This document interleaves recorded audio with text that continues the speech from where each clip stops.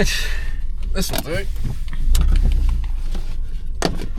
Thank you. Be careful, have you got my car keys?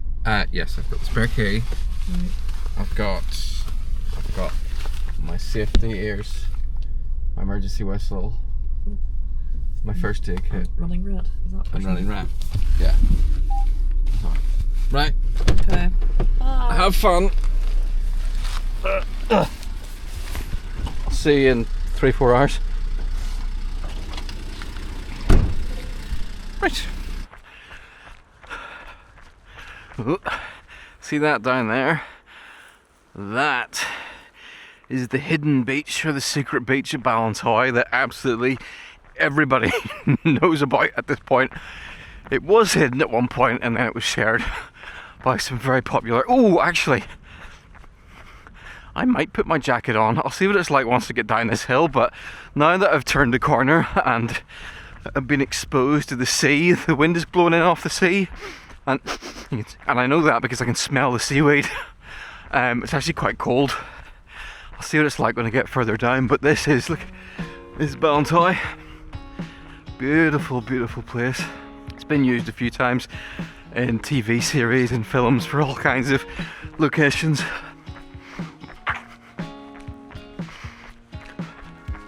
That weird house always used to freak me out as a child. It's got all kinds of like weird gargoyles and freaky things on it.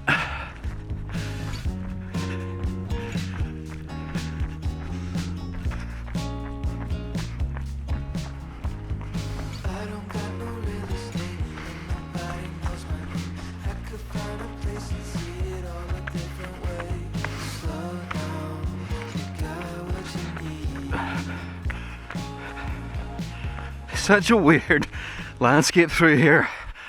Right, I haven't actually explained what I'm doing. I'm going for a run. I'm going to run between 13 and 18 miles along the coast. Oh, actually, let's go up here. Let's go up here and I'll explain what's happening. Up we go. Uppity, uppity.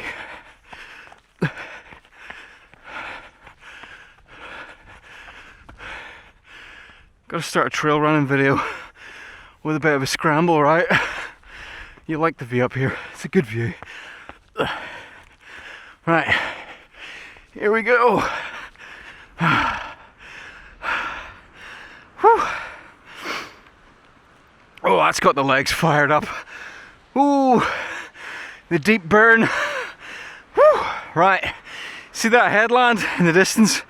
Way over yonder. Well, I'm going to be running to that headland and far beyond that headland, out here on the I'm dying here, on the Causeway coast, till trail on the Causeway coast, north coast, in Northern Ireland. Probably the best, most beautiful coastal trail that you can run and walk on in all of Ireland.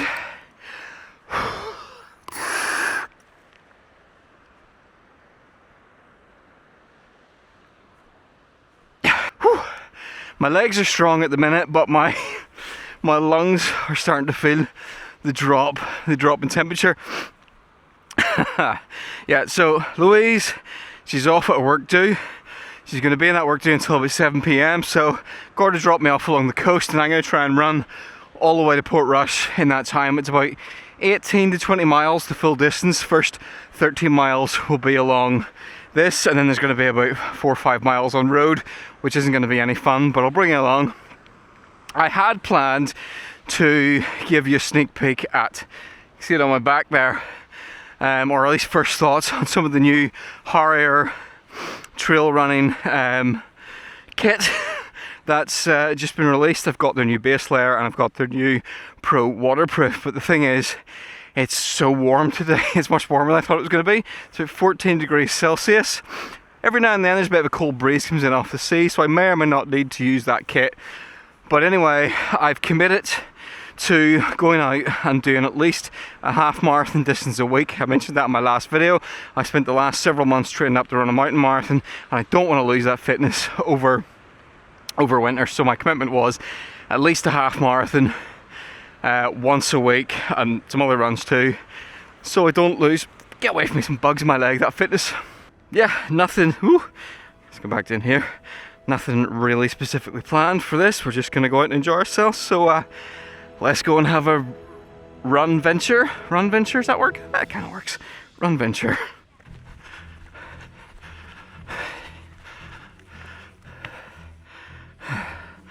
There's an elephant over here. See if you can spot it.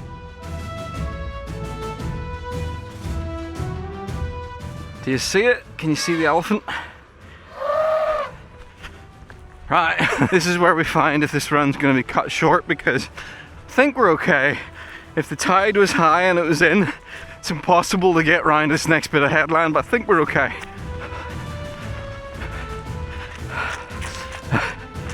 I like this route because it's pretty good for giving you a full body trail running training session. You've got bits like this that are all about foot stability. There's going to be parts in it which are slippy. There's going to be parts of it which are pretty steep climbs, you know, and that's going to help with my climbing ability. Plus there's a lot of really good runnable sections on it as well.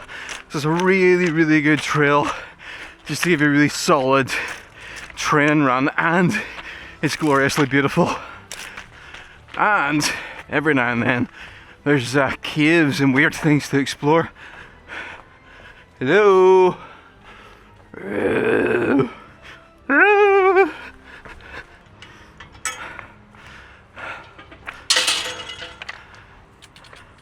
Oh yeah.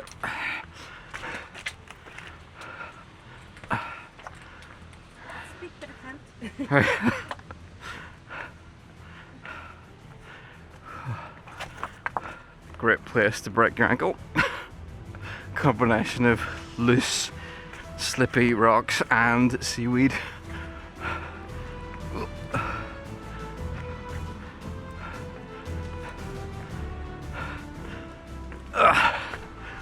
And we're on the beach. Safety.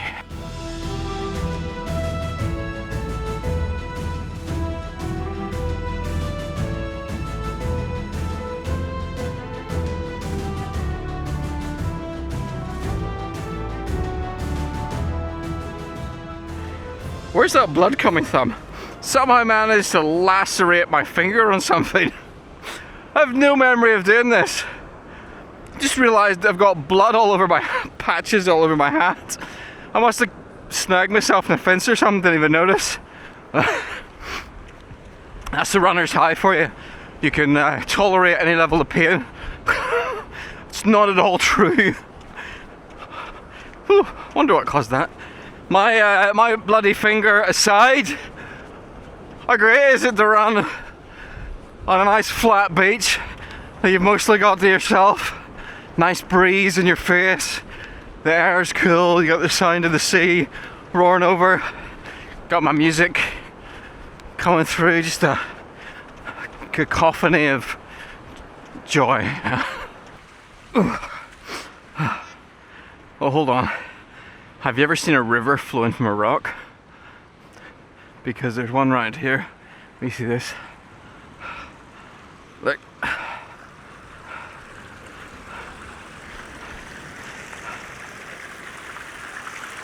Oh! How cool is that? The river's literally flowing out from underneath the base of the cliff. Right, we've now got a bit of a rocky bit to navigate around here till we get over to Port Braddon. If I remember this right, Port Braddon means Port of the Salmon, I think. And it's called that because there used to be a big salmon fishery here back in yonder years. This is another great place to absolutely bust yourself. You've got this wet, green, slimy limestone that is super grippy in places, and in other places it's like walking on Teflon. It's treacherous.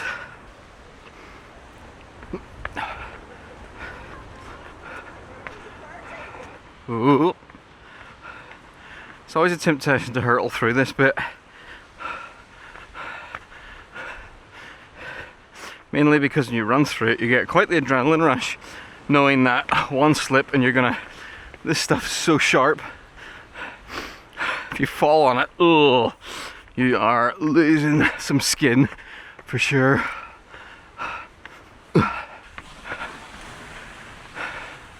Port Braddon, and this is one of my favourite parts of this trail because the trail goes right through a hole in the cliff just around this corner.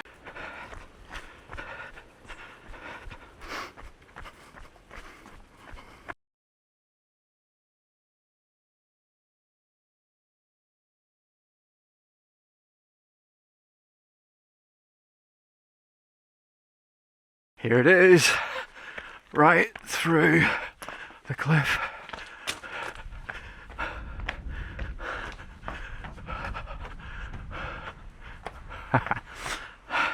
Now the route goes that way, but if you look this way, there's a little secret trail here. If you follow it, being exceptionally careful where you put your feet, otherwise you'll die. And you follow it up here. Don't go over there. There's a little bit of a ridge, and it brings you right up. Quite a nice little viewpoint here. Whew.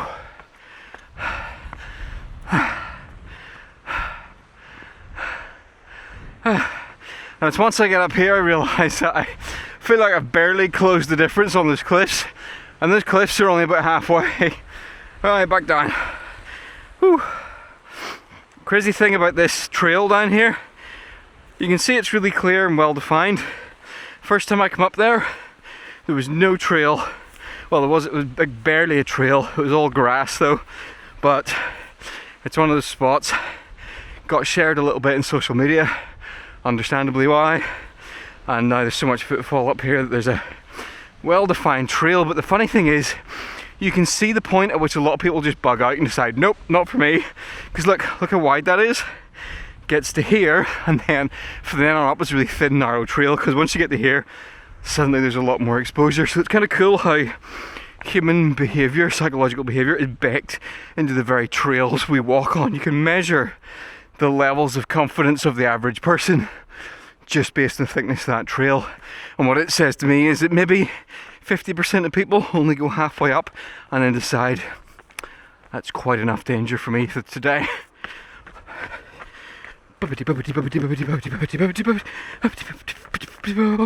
Fingers still bleeding. By the way, if you like the look of this route, there is actually a trail running series you can do along here. 26 Extreme do them. Causeway Coast, there's a half marathon, which I love, there's a marathon, and there's an ultra, possibly a 10k as well. I think they're in maybe August or September, something like that, if you would like to do this route as an organised race. Right, I like this bit. I like this bit because I like walking through big rocky things.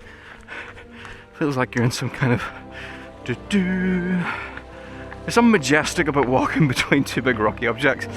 Oh, right, I'm gonna have to not film too much during this because Naomi, who does my edits, I keep promising her I'm going to shoot short videos for this channel, and then they end up being like an hour long or something like that. So what I've done today is I've only brought one battery for this camera, which means I will have no choice but to try and, you know, modulate my videoing a little bit.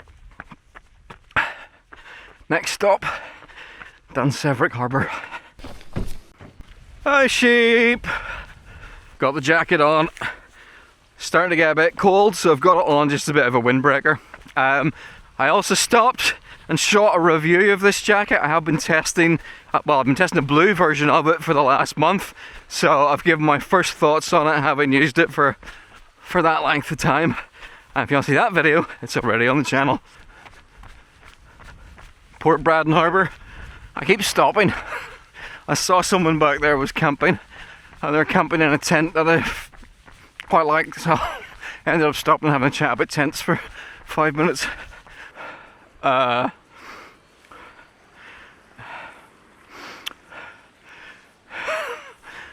thought the trail went that way.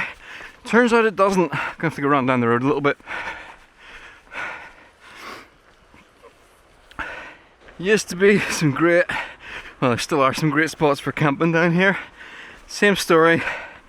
They became popular over COVID. People trashed them, and then the signs went up banning it entirely. Look over there. That's Severick Falls, waterfall. It goes right down into the sea.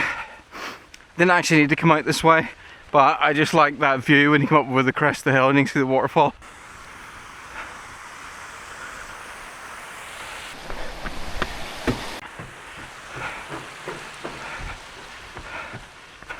This is Severick Castle, and if you watched the live action version of How to Train Your Dragon, you might recognise this spot because it was used as a filming location. Oh! Nearly tripped.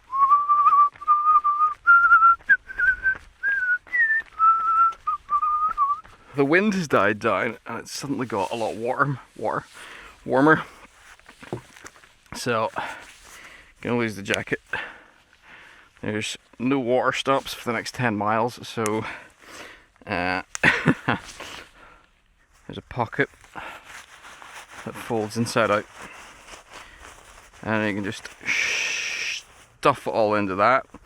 And then, rather than having to open up my pack to put it in, I'm just doing this. I'm just putting it onto the elastics on the outside. Now you might think, what happens if that falls off? Well, I've got a little carabiner attached to the zip loop here, and then I'm attaching it to the zip loop on the rain jacket. So if it comes off the elastics, there's still a carabiner holding it in place. Alright, jacket's off, but I kept the gloves on. I put my little sheepy neck gear on. The order that you should really layer up is, well, you got your minimal layer, then when it starts to get cold, you protect your extremities, put gloves on, and then protect your neck, so a lot of heat goes out your neck. And then if you're still cold after that, that's when you would then add another layer on. So if I start to get cold again, that's when I'm going to add the jacket. I really put it on earlier there because it's new and I wanted to wear it, but it wasn't quite cold enough to justify it, and it's not raining. It's 14 degrees Celsius today, so I mean, well, it was earlier, it's cooling down now, so it's much warmer than I thought it would be. It's been quite a mild autumn so far, but we got some spectacular views coming up. Hi guys! What are you complaining about? What is wrong with them? Cows are all bellowing at something.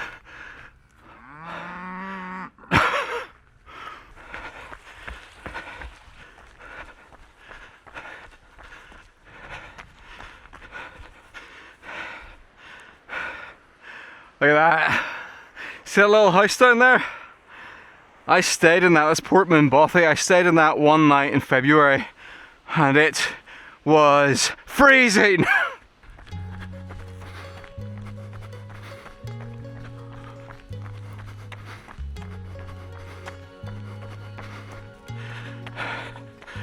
Hi sheep. What are you... Why are there... There's not supposed to be sheep on this trail. Where'd your lot come from? You pooed all over the trail. How am I going to get past them? Well, this is a conundrum. Me running behind sheep on a very narrow trail with a fence on one side and a sheer drop on the other side. No, go back in, come on.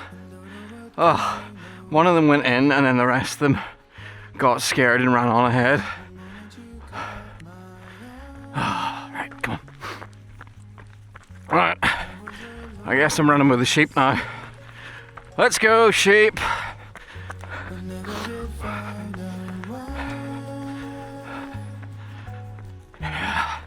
You woolly-headed ninny muggins.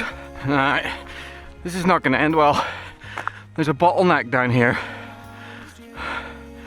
What's going to happen when we get to the bottleneck? Right, oh, okay, great. Move, sheep! Oh, good, that one's gone that way. Off towards the cliff edge. Well done. Right, don't jump off the cliff, please. Don't do it.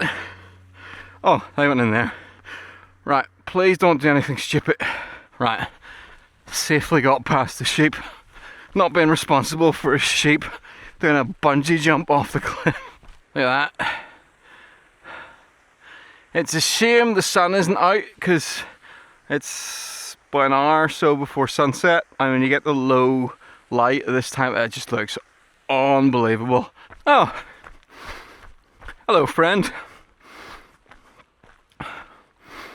Hello horse. Oh, well, alright.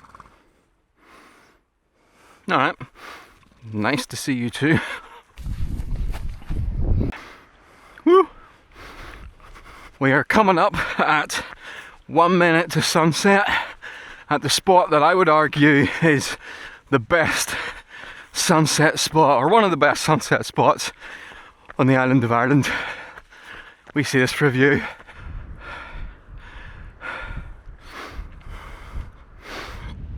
It's just a shame there's no sun. The sun sets kind of over there, and or maybe, well, it depends on the time of year. And when you get here in a clear sunset, it's unbelievable. You can't really tell there, but there's about 1, 2, 3, 4, 5, 6 headlands stacked all the way along the coast right to the Giant's Causeway, which is around the furthest one. And if you get here on a sunset, this whole thing just, it glows. It looks unbelievable. It's less impressive tonight, but have a look at the cliffs. See those lines? The columns. That reminds you of anything? I had planned to be past the Giant's Causeway by sunset, but I stopped for 10 minutes to talk to somebody about a tent, and then I stopped for 20 minutes to shoot a video about the jacket, so I lost about half an hour. I shouldn't have stopped, and it means I'm going to be doing the last bit of this probably in the dark, because it's, yeah, sunset right now, so it'll be dark in about an hour's time. Is it just me, or does everything look pink? The sky has gone pink. Look at that. There's just this really surreal, soft. It looks like a bad filter, but it's not. I mean, I do color grade this footage, but to my eyes, everything around me looks like a weird grey pink.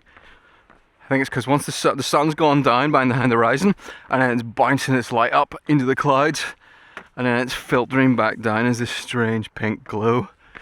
It's quite nice. The wind has also died once again. I cannot believe how warm it's been today. I thought for sure I was going to have that jacket on the entire time, and it's barely been on me.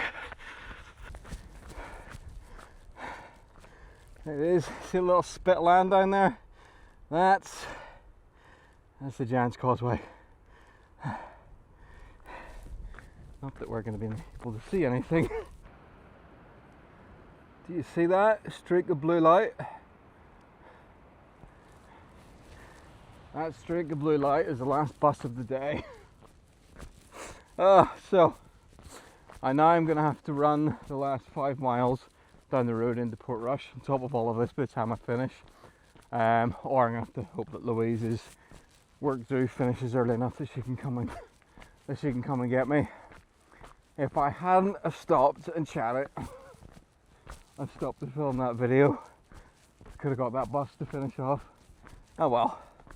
There you go, Giant's Causeway over there. You've seen it. Gonna have to get my head torch out soon. Right, it is starting to get a bit cold now. Gonna put my jacket on. Not least of all because it's bright orange and I'll be more visible. And I've also got this. This is my new Fenix head torch.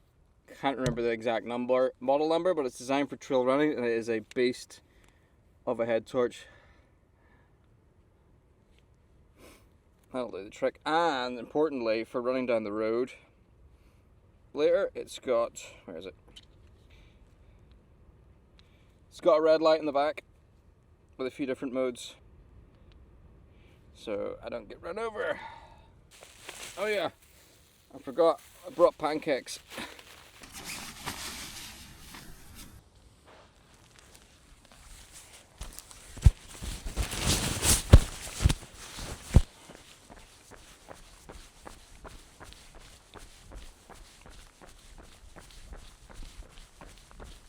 Here's an accurate depiction of what I can see. Double tap, red light on. It's a pretty good red light. It's bright enough that you could hike with it once your eyes have adjusted to the darkness. Alright, let's switch that off. And let's put on the right hand beam, which is the sort of the cooler beam.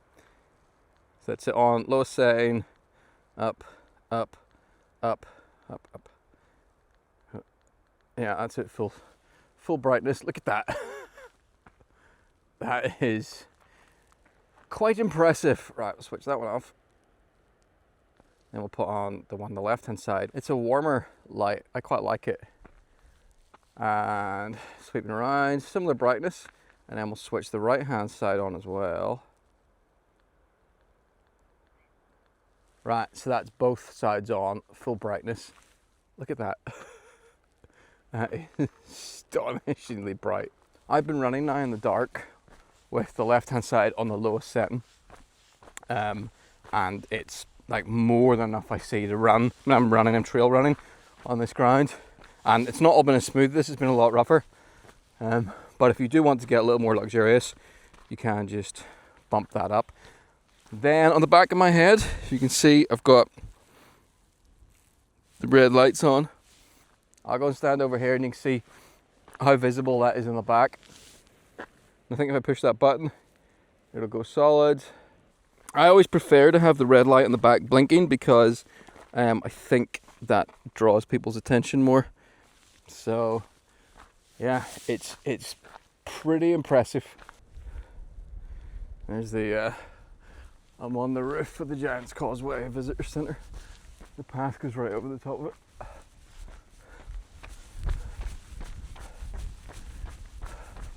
Causeway Hotel.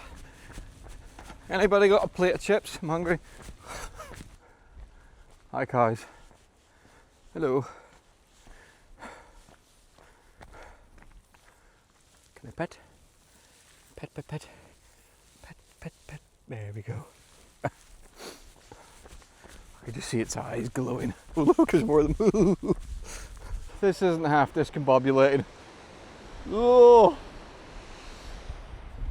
There is about a 100 metre cliff right there. And I'm jogging along the side of it. This is what... Oh, that's giving me the heebie-jeebies. I don't like the fact that I can hear the sea and I can just kind of see this faint white foam of the waves. Ugh. There's something about being near the ocean, like on a cliff edge at night. It's different on a beach. A beach is okay, but especially like if there's any kind of drop at night when it's black and the water's... Oh, it just gives me the... Ugh. Don't like it. Well, that's the last of my water. I brought a litre with me. It's now done. I'm definitely going to need to get a drink somewhere, but I'm coming into Port Ballantrae in I think less than 2 miles, so hopefully I can get something when I get there. Well, that's me off the coast path, and it's just about another mile down into Port Ballantrae over there. Sorry, not the coast path, that's me off the cliff path, so I don't need to worry about hurtling over the edge. There's a kind of creepy house up there. Looks like the sort of place you'd find Frankenstein. See this? This makes me angry. This is the end of Port Ballantrae Beach, and there used to be a bridge that connected there to there, and the bridge got washed away in a storm, and for some reason, I'm just now realising anything I say could be construed as libel. Anyway, that's all I'm saying about that. And if what I heard is true, Causeway Coast Council need to sort things out. They really, really do. It's ridiculous. Absolutely ridiculous that access has been removed. This way. Follow the railway line. Boop, boop.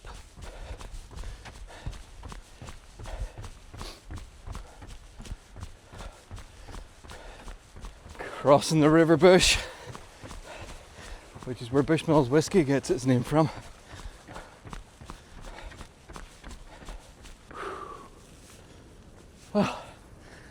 That's me, Port Ballantrae, and I think I'm at 12.25 miles. I think I'm going to go and run until it hits 13, so I've done half marathon distance and call it a night. I feel like, yeah, I don't really fancy running down the coast road in the dark. There's no trail from here, which seems ridiculous. If you want to get on foot from here to Portrush, you got to walk down a road, and it's a road that, you know, people like to race down a bit. So if I don't have to do it, there's no point doing it. So I'm gonna go jog to my last half mile, and then hopefully Louise will come and pick me up at this car park. And then I want some chips. Could you meet me down at the car park? I have to finish my 13 miles. Right. What way, that way? Yeah, I'll see you down there.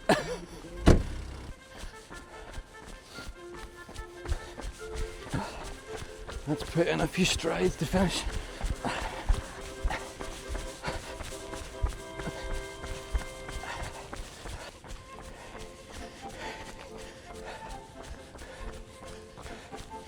And done. There we go, nice little trail half marathon, about 3 hours 20 minutes. I wasn't pushing it. Hello. Hello. Any chance, do you have a sandwich or a plate of chips? No, I'm actually hungry too. The meal wasn't enough. Okay, let's go get chips. Oh, actually, I've got one more thing to show you in this bag. Pancakes, first aid kit, toilet roll.